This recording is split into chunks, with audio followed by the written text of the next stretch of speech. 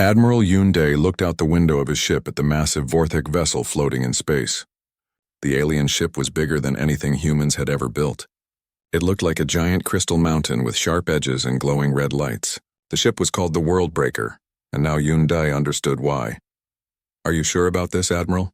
asked Captain Lee Bora. She stood beside him, her hand resting on her weapon. "We could still turn around." Yoon-dae shook his head. "No, humanity needs this peace treaty. We cannot fight the Vorthak Empire. They have destroyed too many worlds." The Vorthak had been conquering the galaxy for 1,000 years. They moved from star to star like a plague of metal and crystal. When they found a new world with life, they did not simply kill everyone. That would be too easy. Instead, they broke the spirit of entire races. The Xanthari people used to read minds and speak without words. Now they sat in dark rooms, their brains cut open, used as living computers for Vorthak ships. The mollusk people once ruled 1,000 worlds in the Outer Rim. The Vorthak killed their leaders and turned the rest into slaves. Within 10 years, the proud mollusk race was gone forever. Every species in the galaxy feared the Vorthak. They had rules that never changed. Strength through making others weak. Peace through making others afraid. Humans were different from the other races.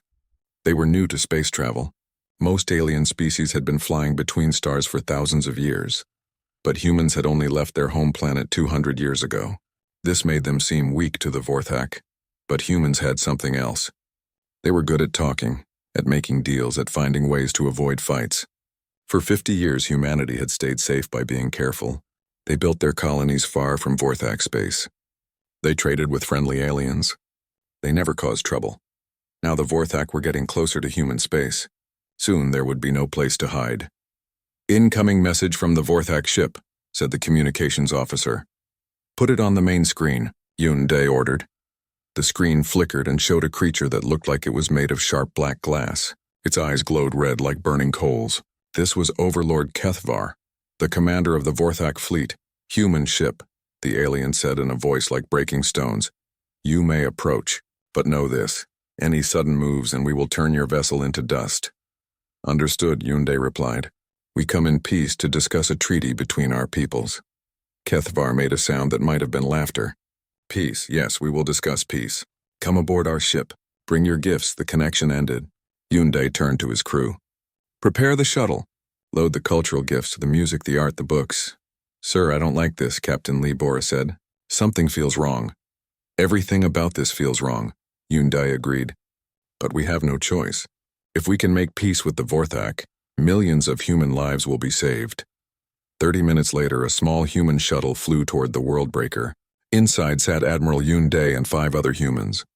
They carried containers filled with the best of human culture. Paintings by great artists, music that could make people cry with joy, books full of stories about love and hope. The Vorthak ship was even more frightening up close. Its surface was covered in spikes and weapon ports. As their shuttle entered the landing bay, the humans saw rows of Vorthak soldiers standing perfectly still like statues. "Welcome, humans," said a Vorthak officer as they stepped out of their shuttle. "I am Commander Veltar. Follow me." They walked through corridors that looked like the inside of a cave made of black glass. Everything was sharp angles and cold surfaces. There were no decorations, no art, nothing that showed beauty or joy. The humans were led to a massive room where Overlord Kethvar waited. The alien leader sat on a throne made of the same dark crystal as his ship. Around the room stood dozens of Vorthak warriors, their weapons ready. "So," Kethvar said, looking down at the humans, "you are the species that thinks it can avoid the inevitable. Show me these gifts you have brought." Yoon-dae stepped forward. "Overlord Kethvar, we bring you the treasures of human culture. This painting shows the beauty of our home world. This music was created by our greatest composer. These books contain our finest stories." The Vorthak leader examined each gift with cold eyes. He looked at a painting of Earth's sunset and crushed it in his crystal hand. He listened to a beautiful symphony for 3 seconds before ordering it turned off. He picked up a book of poetry and threw it to the floor. "Weakness," Kethvar said. "Pretty colors and soft sounds and words about feelings. This is what you offer us." "We offer friendship," Yoon-dae said, trying to keep his voice steady. "Peace between our peoples. Trade that benefits both sides." "Peace," Kethvar repeated. He stood up from his throne, towering over the humans. "Let me tell you about peace, Admiral Yoon-dae. Peace comes when the strong rule over the weak. Peace comes when there is no one left to fight. The other Vorthek in the room began to move closer. Captain Lee Bora's hand went to her weapon, but Yunde shook his head slightly. They were outnumbered 100 to 1. We have studied your species, Kethvar continued. You avoid conflict. You run from danger. You value the lives of individuals over the strength of your race. These are the traits of prey animals, not predators. We value life because it is precious, Yunde said. We believe that all thinking beings deserve to live in freedom. Freedom, Kethvar laughed, and the sound echoed through the chamber like breaking glass. Another weakness. Freedom leads to chaos. Order comes through control. The Overlord walked around the humans like a hunter circling wounded prey. Your people number in the billions across dozens of worlds. You have good technology and healthy bodies. You will make excellent slaves once we break your spirits. You cannot enslave humanity, Captain Lee Bora said, anger rising in her voice. We will fight. With what? Kethvar asked. Your few hundred warships against our millions? Your colonies that have no real defenses? Your leaders who would rather talk than fight? He leaned down until his glowing red eyes were level with hers. You will not fight, human. You will surrender just like all the others. Admiral Yunde felt his heart sink. The Vorthak had already decided. There would be no peace treaty. There would be no negotiations. There would only be conquest. Guards, Kethvar ordered, take these humans to the holding cells. We will study them to learn the best ways to break their species. Send word to the fleet, begin Operation Shepherd. It is time to harvest the humans. As Vorthak soldiers surrounded them, Yunde looked into the eyes of his crew. He saw fear there, but also determination. Even if they died here, other humans would carry on the fight. The last thing he heard as they were dragged away was Overlord Kethvar speaking to his commanders. Another soft species ripe for harvesting. This will be easier than taking candy from their young. 6 months had passed since Admiral Yunde and his team disappeared. The human government waited for any word from the diplomatic mission, but only silence came from Vorthak space. Then the attacks began. Commander Park Jiho stood in the command center on Haven 7, a mining colony at the edge of human space. Red warning lights flashed as his communications officer looked up with fear in her eyes. Sir, we just lost contact with New Terra, she reported. All transmissions stopped 15 minutes ago. What was their last message? Park Jiho asked. Unknown ships in orbit, requesting immediate assistance. Then nothing. Park Jiho felt cold dread settle in his stomach. New Terra was home to 200,000 people, farmers, teachers, children. It was one of the most peaceful worlds in human space. Send a message to Earth Command, he ordered. Tell them we may have a situation. But Earth Command was already getting similar reports from across human space. The mining station at Kepler 339 had gone silent.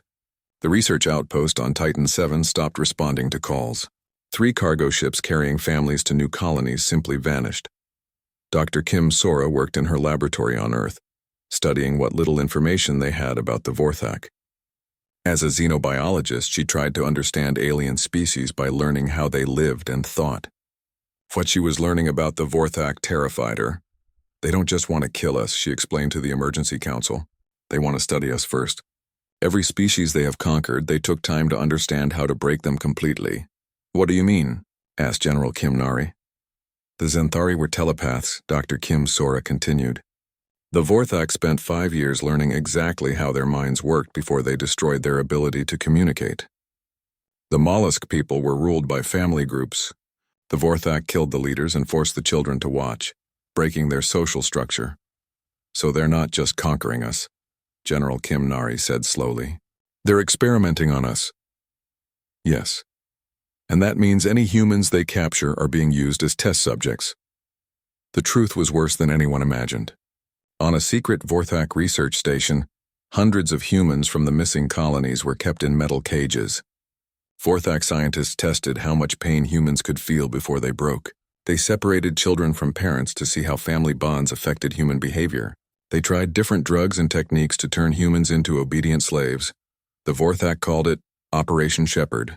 Like shepherds controlling sheep, they wanted to learn exactly how to manage human populations for maximum efficiency. Meanwhile, on the peaceful farming world of New Busan, an old man named Han Wujin tended his garden. At 89 years old, he moved slowly but still grew the best tomatoes in the colony. Children loved to visit his farm and listen to his stories about the old days on Earth. Han Woo-jin had been a soldier once, long ago during the Earth Unification Wars. But that was 40 years in the past. Now he was just a grandfather who liked to watch things grow. Grandfather Han called a young girl named Mina as she ran up to his fence.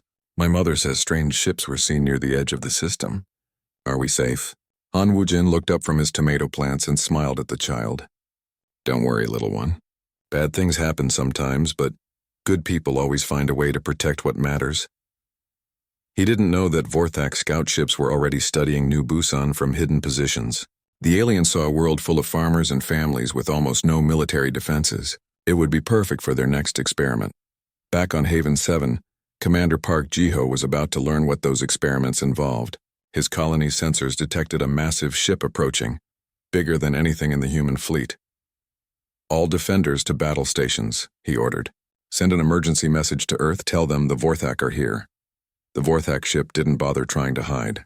It moved slowly toward Haven 7 like a predator that knew its prey couldn't escape. When it was close enough, thousands of smaller ships poured out of its landing bays.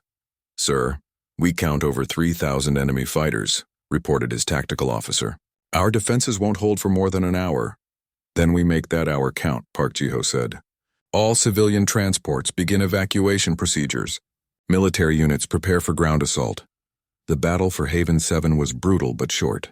Human fighters were brave and well-trained, but they were facing weapons and tactics 1,000 years more advanced. Vorthak crystal weapons cut through human ships like paper. Their ground forces moved with perfect coordination, surrounding and capturing rather than killing.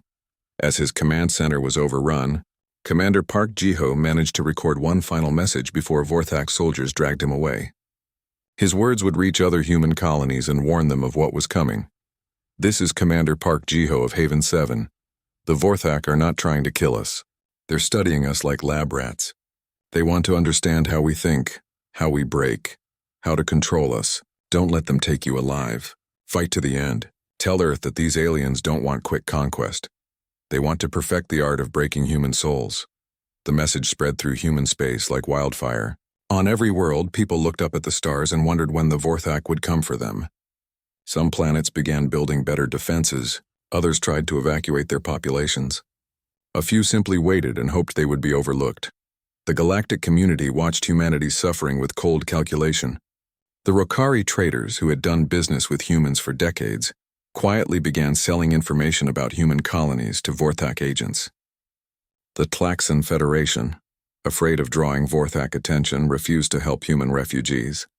Even species that had seemed friendly turned their backs on humanity. "We cannot risk angering the Vorthak," explained Ambassador Clixton of the Andorian Republic when human diplomats begged for help. "Your species is new to the galaxy. You do not understand how these things work. The strong survive, the weak are consumed. This is the natural order." Dr. Kim Sora continued her research, trying to find any weakness in Vorthak psychology or technology. What she discovered made her sick with horror. The Vorthak didn't just conquer species, they collected them. In hidden facilities throughout their empire, they kept samples of every race they had destroyed. Living beings used as spare parts, test subjects, and entertainment. "They have zoos," she reported to the Emergency Council. "Zoos full of intelligent beings they've broken and trained to perform for Vorthak amusement." The last Zenthari telepaths spend their days playing simple games with colored blocks. The final mollusk princes crawl on their bellies begging for food scraps. "How many species have they destroyed?" asked President Chomirai. "Over 200 that we can identify. Probably many more that left no records." Meanwhile, the Vorthak continued their methodical study of humanity. They attacked small outposts and isolated colonies, always taking prisoners, always learning. Their scientists discovered that humans formed strong emotional bonds with family members. They learned that humans would sacrifice themselves for their children. They found that humans could endure physical pain but broke quickly when forced to watch loved ones suffer. This information was sent to Overlord Kethavar, who was planning the next phase of Operation Shepherd. He wanted to test human responses to a specific type of psychological warfare. He needed a target that would demonstrate human weakness to the entire galaxy. His tactical computers suggested New Busan, a peaceful farming world with 50,000 inhabitants, Mostly families with children and elderly people. No significant military defenses. A perfect laboratory for breaking human spirits. Prepare the assault fleet, Keithfar ordered his commanders. This time we will broadcast our work to every human world. Let them see what happens to those who resist the Vorthak Empire. On New Busan, Han Wujin continued tending his garden, unaware that he was about to become the center of a storm that would change the galaxy forever. As he watered his tomato plants, he hummed an old Earth song about spring, always returning after the hardest winter. He had no way of knowing that his death would awaken something in humanity that the Vorthak had never encountered in 1,000 years of conquest, a rage so pure and terrible that it would shake the foundations of their empire. The Vorthak fleet arrived at New Busan like a dark storm covering the stars. 30 massive ships blocked out the sun as they took position around the peaceful farming world. On the lead vessel, Sub-Commander Theclon studied the planet below with eager eyes. Theclon was young for a Vorthak, only 300 years old, and he wanted to prove himself to his superiors. This would be his first chance to lead a major operation. He had studied the reports from other human colonies and felt confident that breaking these farmers would be simple work. All ships begin descent, he ordered. Remember, we need test subjects alive. Kill only those who resist. On New Busan, alarms began ringing in every town and farming community. People looked up at the dark shapes falling from the sky and felt fear grip their hearts. Most had never seen a real war. They were gardeners and teachers, mechanics and storekeepers. But one old man remembered what war looked like. Han Wujin stood in his garden, watching the alien ships approach. At 89 years old, his body was weak, but his mind was still sharp. He had fought in the Earth Unification Wars 40 years ago, back when humans still fought each other instead of working together. Mina, he called to the little girl who often visited his farm. Go to your mother. Tell all the families to gather the children and head for the caves in the eastern hills. But Grandfather Han, what about you? The child asked, tears in her eyes. The old man smiled and touched her face gently. Don't worry about me, little flower. I have work to do here. As Vorthak soldiers began landing throughout the colony, Han Wujin moved faster than he had in years. He used his old military training to organize the evacuation. He showed young fathers how to carry supplies efficiently. He helped mothers find safe paths through the forests. He made sure the elderly and disabled had people to help them. This way, he called to a group of families struggling with heavy bags. Leave everything except food and medicine. Things can be replaced. People cannot. The Vorthak had expected chaos and panic. Instead, they found organized resistance led by an old man who seemed to be everywhere at once. Sub-Commander Theclon grew frustrated as his soldiers reported that most civilians had escaped to hidden locations. Find their leader, he ordered. Bring him to me alive. It didn't take long. Han Wujin was standing in the town square when the Vorthak soldiers found him. He had sent the last group of children to safety and now waited calmly for what would come next. You are the one organizing this resistance, Theclon said as he approached the old man. The alien towered over Han Wujin, his crystal body gleaming with sharp edges. I am Han Wujin, the old man replied simply. I grow tomatoes and tell stories to children. You are also a soldier, Theclon said, having reviewed the human's background files. You know about war. I know about protecting people who cannot protect themselves, Han Wujin answered. Theclon studied the old human with cold interest. Here was a perfect opportunity to demonstrate human weakness to the galaxy. He had his soldiers set up broadcasting equipment to transmit what happened next to every human world. Old man, the alien said, your people are hiding like frightened animals. Call them back to their homes and I will be merciful. Refuse, and you will learn what happens to those who defy the Vorthak Empire. Han Wujin looked around at the Vorthak soldiers surrounding him. There were 50 of them, all armed with weapons that could kill him instantly. He thought about the children hiding in the caves, safe for now because of the time he had bought them. I will not call them back, he said quietly. They are safe now. That is enough. Theclon had expected the old human to beg for mercy or try to bargain for his life. Instead, he found himself facing someone who showed no fear at all. This made the alien angry. How dare this weak creature refuse to be afraid? You will tell me where the children are hiding, Theclon demanded. No, Han Wujin said. You will order your people to surrender. No. You will kneel before the power of the Vorthak Empire. No. With each refusal, Theclon grew angrier. He had conquered dozens of worlds and broken thousands of alien minds. How could one old human continue to resist? Far above the planet, Captain O'Minho commanded a human reconnaissance ship hidden behind New Busan's moon. O'Minho was Han Wujin's grandson, though he had not seen his grandfather in over a year. He watched in horror as Vorthak transmissions showed what was happening on the surface. "Sir, we should leave," his communications officer said. "There's nothing we can do against an entire fleet." "Wait," O'Minho whispered, staring at the screen. "That's my grandfather." On the planet below, Theclon had decided to make an example that would terrify all of humanity. He ordered his soldiers to capture the few humans who had not escaped and bring them to the town square. "Watch, old man," the alien said to Han Wujin. "Watch what happens to those you failed to save." But Han Wujin refused to watch. Instead, he began to speak to the other prisoners in a calm, gentle voice. He told them old stories from Earth. He reminded them of beautiful things, morning sunrises, the smell of rain, the laughter of children. When the Vorthak tried to make him watch their torture, he closed his eyes and recited poetry. This made Theclon more furious than anything else. The old human was supposed to break. He was supposed to scream and beg and show the galaxy how weak humans truly were. Instead, he remained strong, comforting others even as he faced his own death. "Enough," Theclon snarled. "If you will not break for others, you will break for yourself." What happened next was broadcast live to every human world in the galaxy. For 12 hours, Theclon used every torture technique the Vorthak had developed over 1,000 years of conquest. He broke Han Wujin's bones one by one. He burned his skin with crystal fire. He cut pieces away while keeping the old man alive and conscious. Through it all, Han Wujin never screamed. Instead, he spoke softly to the other prisoners, telling them that spring always came after winter, that good people would always find a way to protect what mattered, that love was stronger than fear. Captain O'Minho watched his grandfather die and felt something break inside his own heart. Around him, his crew wept openly as they witnessed the torture of an innocent old man who had spent his life growing flowers and teaching children to read.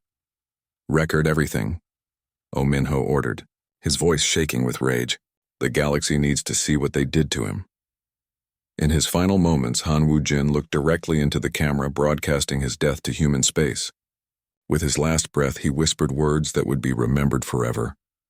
"Tell my grandson that the tomatoes will grow again next spring. Tell all the children that good people never give up. And tell the galaxy that if you hurt one human grandfather, you will answer to all of humanity." Then he was gone. Theclon stood over the body, breathing hard from his efforts. He had expected to feel satisfaction at breaking another alien spirit. Instead, he felt strangely unsettled.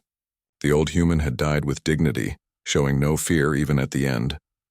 "Broadcast this recording to all human worlds," he ordered his communications team. "Let them see what happens to those who resist."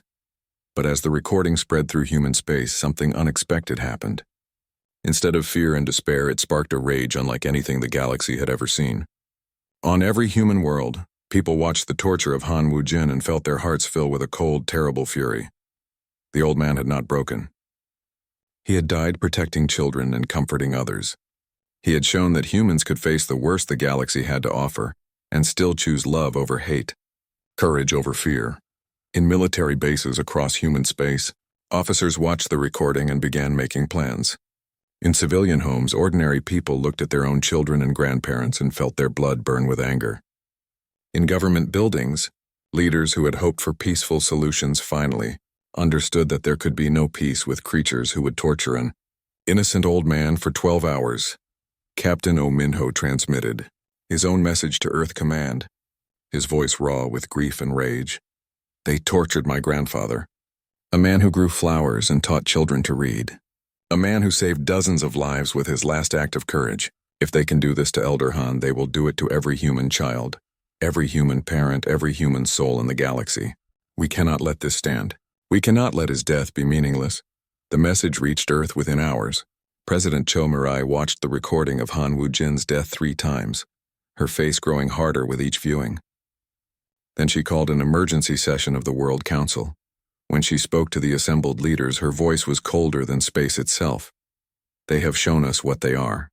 Now we will show them what happens when you harm a human elder. We will show them what happens when you threaten our children. We will show them hell. The vote was unanimous. Humanity was going to war. Within 72 hours of Han Wu-jin's death, humanity had transformed into something the galaxy had never seen before. The peaceful farmers and traders who had spent 50 years avoiding conflict were gone, replaced by a species with only one goal: total war against the Vorthak Empire. President Cho Mirai stood before the emergency assembly of the World Council, her face hard as stone. Behind her, a massive screen showed the final image of Han Wu-jin, an old man dying with dignity while protecting children he barely knew. "My fellow humans," she began, "we have tried to be peaceful. We have tried to coexist with our neighbors. We have believed that reason and diplomacy could solve any problem." She paused, looking directly into the cameras that would carry her words to every human world. We were wrong. The speech that followed became known as the Elder's Oath. President Cho Mirai spoke for 20 minutes about duty, justice, and the protection of innocent life. But it was her final words that changed everything. The Vorthak Empire believes we are weak because we value life. They think we are cowards because we seek peace. They have tortured and murdered our elders, our children, our innocent civilians, and they expect us to surrender in fear. Her voice rose with each word. They are about to learn that humanity's greatest strength is not our weapons or our technology. It is our ability to love so deeply that we will burn down the galaxy itself to protect those we care about. The reaction was immediate and total. Every human world, from the smallest farming colony to the massive cities of Earth, began mobilizing for war.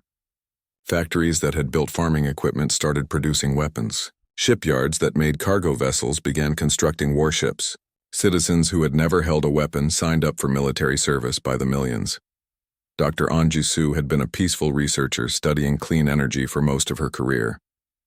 3 days after Han Wu-jin's death, she was appointed head of the new military technology division with unlimited resources and one simple order: create weapons that can kill Vorthak. "I need every physics professor, every chemistry expert, every engineer who ever dreamed of building something that could crack a planet," she told her new team. "We have 6 months to give our military the tools they need to end this war." Working around the clock, Dr. An Ji-soo's team developed weapons that pushed the boundaries of human science. The most terrifying was the Nova Bomb, a device that could generate temperatures hotter than the core of a star for exactly 3 seconds. It was designed specifically to shatter Vorthak crystal armor. "The energy release is contained but devastating," she explained to Admiral Song Ki-won, the new head of military operations. "One Nova Bomb can destroy a Vorthak dreadnought completely. 10 of them can crack a moon." Admiral Song Ki-won had served in the small human defense fleet for 30 years, but he had never imagined commanding a war machine like the one humanity was building. In 6 months, human shipyards produced more warships than they had built in the previous 50 years combined. "They want to play by galactic rules of conquest," he told his staff. "They think war is about taking territory and resources. They don't understand what happens when you attack someone's grandfather." The new human military strategy was called swarm tactics. Instead of building a few large ships like other species, humanity would construct thousands of smaller, deadly vessels that could overwhelm any defense through sheer numbers. "Every cargo freighter becomes a missile," Admiral Song Ki-won explained. "Every passenger ship becomes a troop transport.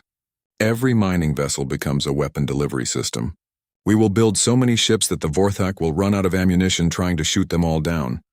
Captain Oh Min-ho received command of the first new warship to roll out of the Earth shipyards. The vessel was named Han's Vengeance in honor of his grandfather. It was smaller than a Vorthak cruiser but carried enough firepower to destroy 10 enemy ships.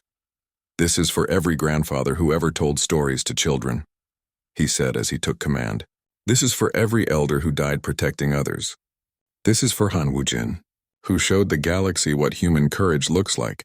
The most elite military units formed during this time called themselves the Elders Guard. These were soldiers who had watched the recording of Han Wu-jin's death and volunteered for the most dangerous missions. They fought with a cold professional hatred that frightened even their own allies.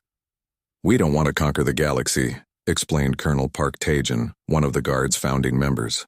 "We don't want to rule over other species. We want to remove the Vorthak Empire from existence so completely that future generations will only know them as a cautionary tale." The first human counterattack came 6 months after New Busan. Intelligence had located a major Vorthak supply depot at Kepler 442, a system that the aliens had been using to stockpile weapons and supplies for their next wave of human colony attacks. Admiral Song Kiwon assembled a fleet of 500 ships for the assault. It seemed like massive overkill for a supply depot, but he wanted to send a message to the entire galaxy. "Today we show them what happens when you hurt our people," he announced to his fleet commanders. No prisoners, no mercy. Complete annihilation. The Battle of Kepler 442 lasted 4 hours. The Vorthak defenders, expecting to face the same careful, defensive tactics humans had used in previous encounters, were completely unprepared for what hit them. Human ships attacked in perfectly coordinated waves. They used suicide rams when their weapons ran out. They targeted every Vorthak vessel with mathematical precision, destroying the enemy fleet piece by piece until nothing remained but floating debris. When it was over, the human fleet had lost 47 ships and taken 0 prisoners. Every Vorthak soldier in the system was dead. The supply depot was obliterated so completely that even the asteroids it was built on had been cracked apart. The few Vorthak ships that escaped carried a message that chilled their empire. These humans fight like they have nothing left to lose. But the real shock came when human forces located and rescued Commander Park Ji-ho and 200 other prisoners from the Vorthak research station hidden in the same system. What the humans found there drove them to new levels of rage. The Vorthak had been conducting experiments on human prisoners for months. Children had been separated from parents to study family bonds. Adults had been subjected to torture designed to find the exact point where human will would break. Hundreds of people had died in the name of Vorthak science. "They treated us like lab animals," Commander Park Ji-ho reported when he was brought aboard the rescue ship. "They wanted to learn how to control human populations by finding our psychological weaknesses." The rescued prisoners also brought intelligence about other Vorthak facilities and the location of Sub-Commander Teclon, the alien who had tortured Han Woo-jin. This information was immediately forwarded to Captain Oh Min-ho. "I want him alive," Oh Min-ho told his crew as they prepared for their next mission. "My grandfather died with dignity. Teclon will face human justice." The hunt for Teclon became a personal obsession for Oh Min-ho and his crew. They tracked the sub-commander through 3 star systems, following intelligence reports and survivor testimonies. When they finally cornered him on a Vorthak research station near the edge of their territory, the assault was swift and brutal. "Surrender and you will be treated according to human military law," Oh Min-ho announced over the communication system. "Resist and you will be treated like the war criminal you are." Teclon, still believing in Vorthak superiority, chose to fight. His station was defended by 50 soldiers and automated weapon systems. Oh Min-ho's ship carried only 20 Marines from the Elder's Guard. The battle was over in 30 minutes. Every Vorthak defender was dead except for Teclon himself, who was captured when his crystalline armor was shattered by human combat techniques, specifically designed to overcome alien physiology. "You cannot defeat the Vorthak Empire," Teclon gasped as he was dragged aboard the human ship. "We are eternal. We are strength itself." "You tortured an old man who grew tomatoes," Oh Min-ho replied coldly. "You made him suffer for 12 hours because he protected children. Now you're going to learn what human justice looks like." Instead of executing Teclon immediately, Oh Min-ho made a decision that would echo throughout the galaxy. He transported the alien to Earth for a public trial, broadcasting every moment to every species in known space. The galaxy watched as humans demonstrated something none of them had ever seen: a species that sought justice rather than simple revenge. The trial was fair, legal, and thorough. Evidence was presented. Witnesses testified. Teclon was even given a defense attorney, but the outcome was never in doubt. When the verdict was announced, guilty of war crimes, genocide, and torture of non-combatants, the sentence was carried out within hours. "This is what happens to those who harm innocent people," President Cho Mirai announced as she signed the execution order. "This is what happens to those who torture our elders. This is what happens to those who threaten our children." The execution was broadcast throughout the galaxy. Other species watched in amazement as humanity showed both mercy and strength, justice and determination. The message was clear: humans would fight with rules and honor, but they would fight without mercy for those who broke the most basic laws of civilized behavior. 1 year after the death of Han Woo-jin, The Vorthak Empire faced something it had never encountered in 1,000 years of conquest, an enemy that grew stronger with every battle. Overlord Kethvar stood in his command chamber aboard the Worldbreaker, staring at reports that made no sense. In 12 months, the Vorthak had lost more ships, more soldiers, and more territory than they had in the previous century combined. How is this possible? He demanded of his tactical computer. They are one species against our entire empire. They should have been broken by now. The computer's response was clinical and terrifying. Analysis suggests that human military capacity increases exponentially when their civilian populations are threatened. Recommendation: immediate strategic withdrawal from human space. Withdrawal? Kethvar's crystal body flared with angry red light. The Vorthak Empire does not retreat from inferior species. But the reports kept coming, each one worse than the last. The Vorthak research station at Proxima 7 had been completely destroyed, its defenders wiped out to the last soldier. The slave labor facility at Wolf 359 was now in human hands, its former prisoners joining the human military with a hatred that matched their liberators. Fleet Admiral Yu Sang commanded the largest human military force ever assembled. 10,000 warships spread across 50 star systems. Each ship carried Nova bombs capable of cracking Vorthak armor, and each crew fought with the memory of Han Wujin driving them forward. Today we begin the final offensive, he announced to his fleet commanders. Today we show the galaxy what happens when you threaten our families.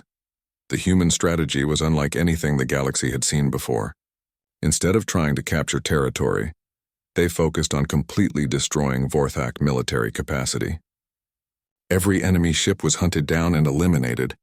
Every weapons facility was reduced to atomic dust. Every supply line was cut with surgical precision. They called it the Sherman Protocol, named after an ancient Earth general who had believed that war should be so terrible that no one would ever want to fight again. We're not trying to conquer the Vorthak Empire, Admiral Yu Sang explained to his officers. We're trying to make it impossible for them to ever threaten innocent life again. Captain Oh Minho led the most elite unit in the human fleet, the Elder's Guard. His ship, Han's Vengeance, had become a symbol of human determination throughout the galaxy. Wherever it appeared, Vorthak forces fled in terror. For every grandfather, Oh Minho would announce over open channels before each battle. For every child, for every innocent life they destroyed. The liberation of Vorthak slave worlds became a key part of human strategy. When human forces arrived at the former Zenthari homeworld, they found thousands of once proud telepaths reduced to living computer components. The humans carefully extracted each victim, providing medical care and psychological support. You are free, Captain Lee Bora told the surviving Zenthari as human doctors worked to repair their damaged minds. You will never be slaves again. Many of the liberated species chose to join the human military. The Zenthari used their remaining telepathic abilities to coordinate human fleet movements. Mollusk warriors provided knowledge of Vorthak tactics and weaknesses. Other rescued species contributed their own unique skills to the war effort. We fight together, declared Velkan, a former Zenthari prince whose mind had been partially restored by human medicine. We fight for the memory of all who died. We fight so that no child of any species will ever fear the dark ships again. The psychological warfare was as devastating as the physical attacks. On every frequency, human broadcasts carried the same message. Recordings of Han Wujin's final words, mixed with the sounds of Vorthak ships being destroyed. Remember the grandfather who grew tomatoes, the broadcast would say. Remember the man who died protecting children. Remember that love is stronger than fear. These messages had an unexpected effect on Vorthak society. For the first time in their empire's history, some Vorthak began to question whether their way of life was truly superior. Young Vorthak soldiers started asking their commanders why they needed to torture old men and children. Because that is how we maintain order, their officers replied, but even they sounded uncertain. The turning point came at the Battle of Rigel Prime, a major Vorthak military base that controlled access to 3 star systems. Human intelligence had learned that this was where the Vorthak kept their most valuable prisoners, including Admiral Yunde and the other human diplomats captured 2 years earlier. Fleet Admiral Yu Sang assembled 800 ships for the assault. The Vorthak defenders numbered over 2,000 vessels, but they were facing an enemy that no longer cared about casualties or conventional tactics. This is for Admiral Yunde, Yu Sang announced as his fleet dropped out of hyperspace. This is for everyone they've taken from us. This is for Han Wujin. The battle lasted 6 hours and ended with the complete destruction of the Vorthak base. Human ships used kamikaze attacks when their weapons failed. Human soldiers fought hand-to-hand combat in the corridors of enemy ships.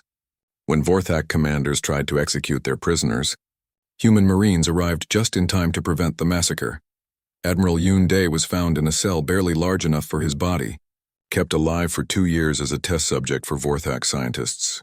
When human soldiers freed him, he was so weak he could barely speak. Did we make peace? He whispered. No, sir, replied the Marine who carried him to safety. We made war, and we're winning. The rescue of the human diplomat sent a clear message to the galaxy. Humanity would never abandon its people, no matter how long it took or how much it cost. The final assault on the Vorthak homeworld began 6 months later. Crystalis Prime was the most heavily defended planet in the galaxy, protected by orbital defense platforms that could destroy entire fleets. It was home to 10 billion Vorthak in the center of their 1,000-year empire. Captain Oh Minho led the advance force, his ship broadcasting a message that had become humanity's battle cry. For Elder Han. For every grandfather. For every child. The space battle around Crystalis Prime was the largest military engagement in galactic history. 15,000 human warships faced the concentrated might of the Vorthak home fleet.